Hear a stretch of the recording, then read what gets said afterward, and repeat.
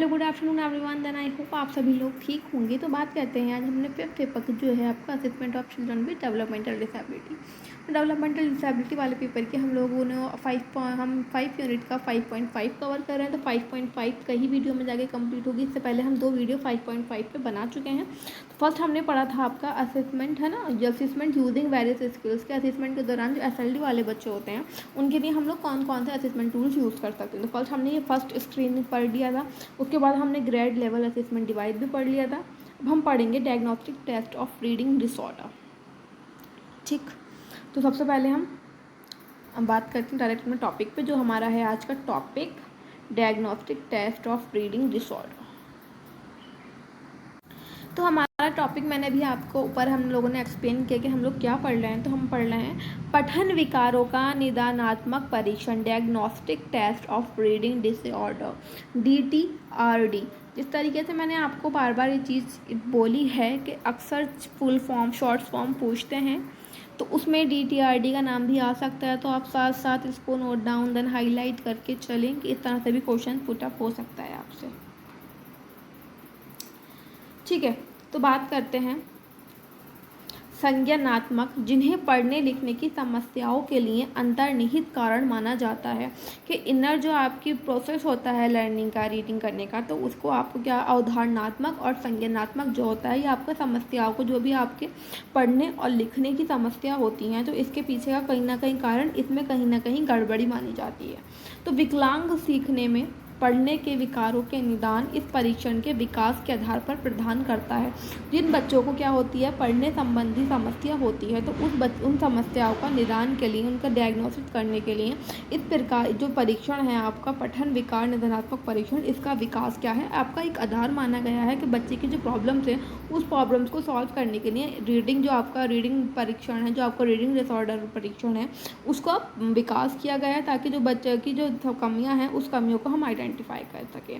परीक्षण प्रक्रिया की कमी की पहचान करता है और उसका निदान करता है। राइट, पढ़ने की प्रवाह और सटीकता दोनों में विकार पैदा करता है। यह एक व्यक्तिगत रूप से परीक्षण स्थित उपकरण है। क्या है, एक इंडिविजुअल पर्सनैलिटी के लिए क्या है, एक टूल है। प्रत्येक बच्चे को क्या है, स्तर 1 जो उसका लेवल 1 होता है, जो लेवल 2 होता है, दोनों के लिए क्या है प्रशासित किया जाता है। इसे हम कौन से बच्चों के लिए यूज़ कर सकते हैं, इसे हम 8 से 11 वर्ष की आयु सीमा में क्या है 1100 स्कूल जाने वाले लड़कों और लड़कियों के नमूनों पर मानकीकृत किया गया है। यह एक गैर समय की परीक्षा है। ये क्या है, जो हमारे ऐसे बच्चे जिनकी एज क्या है 8 से लेकर 11 साल तक है और वो स्कूल जाते हैं, चाहे वो लड़का हो या लड़की हो, तो 1100 लड़के और लड़कियाँ जो स्कूल जाते हैं उनके जो नमूने हैं उस पर क्या है, उनकी बेसिस पे प्रैक्टिस करके इसका निर्माण ये मानकीकृत किया गया है। क्या है, यह एक गैर समय का परीक्षण है। क्या है, इसमें लिमिटेड टाइम लगता है। इसमें चीज़ों को कोई स्पेसिफिक टाइम से नहीं बता सकते कि आपको इतना टाइम लगता है, इसलिए यहाँ पे स्पेसिफाई कर रखा है गैर समय के, पता नहीं कितना टाइम इस चीज़ में लग जाता है। आगे देखें, जैसे आपने यहाँ पढ़ा वो हमारा शॉर्ट थी, हमने उसके बारे में आपको इन्फॉर्मेशन दी। अब है आपका लर्निंग डिसेबिलिटी का diagnostic test of learning disability के मतलब जो जिन बच्चों को लर्निंग डिसेबिलिटी है उनका निदान के लिए टेस्ट करना, DTLD। तो DTLD भी आपका इंपॉर्टेंट हो सकता है, diagnostic test of learning disability, इसका अक्सर फुल फॉर्म पूछी जाती है। तो DTLD के जो लेखक हैं वो कौन है, स्मृति स्वरूप और धर्मिष्ठा मेहता। क्या है, DTLD का विकास इसने किया है।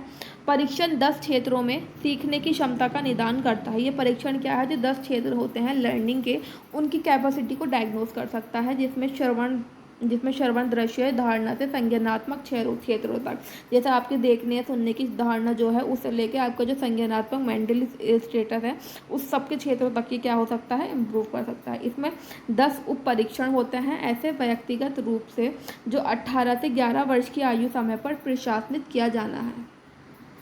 किसी भी क्षेत्र में कमी या किसी के संयोजन देखने की समस्या हो सकती है। किसी भी बच्चे को क्या हो सकती है कि क्षेत्र में, इंडिविजुअल क्षेत्र में कमी हो सकती है, जो उसमें एडजस्ट करने के लिए क्या है वो समस्या उत्पन्न होती है।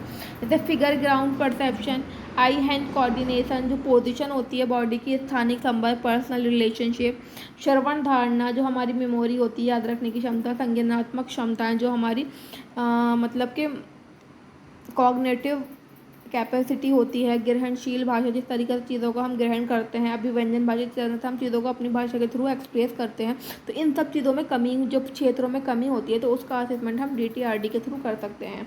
यह सीखने की कठिनाई और अन्य क्षेत्रों जैसे भाषा, स्थानीय कम है ना, बैंड कोऑर्डिनेशन, आई हैंड कोऑर्डिनेशन आदि का निदान करने के लिए परीक्षण है। जैसे भाषा में कोई आपकी कमी है, जैसे अपने आई हैंड कोऑर्डिनेशन में प्रॉब्लम है, तो इस तरह की समस्या का क्या है, निदान करने के लिए परीक्षण बना है। ये परीक्षण 11 से 14 वर्ष तक की आयु के बच्चों पर अप्लाई कर सकते हैं।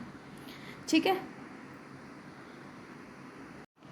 तो अभी तक हम लोगों ने अपना क्या पढ़ लिया, हम लोग अपना various type of SLD tools हम किन किन बच्चों के लिए यूज़ करते हैं हमने वो देखा। हमने ग्रेड लेवल पढ़ लिया है। हमने आपके वीडियो में जो हमने आज पढ़ा है, diagnostic test of reading disorder DTRD, diagnostic test of learning disability DTLD। तो अब हमारी लास्ट हमने 2 आज के वीडियो में जितनी मुझे इंपॉर्टेंट चीज़ें लगी मैं सब कुछ एक्सप्लेन करती हुई चल रही हूँ। ज़्यादा चीज़ें शॉर्ट लॉन्ग में पूछी नहीं जाएंगी, हमेशा इससे रिलेटेड जो लास्ट यूनिट होता है उसमें शॉर्ट क्वेश्चन बनते हैं।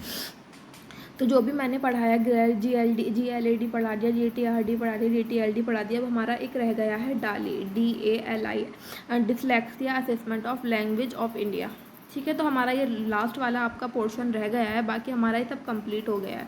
तो हमने DTRD और DTLD पढ़ा। इसमें अगर आपको कोई समस्या हो तो बता दीजिएगा आप लोग कमेंट करके। देन अदरवाइज मैंने अपनी तरफ से एक्सप्लेन करने की पूरी कोशिश की है। Then thank you for watching my video.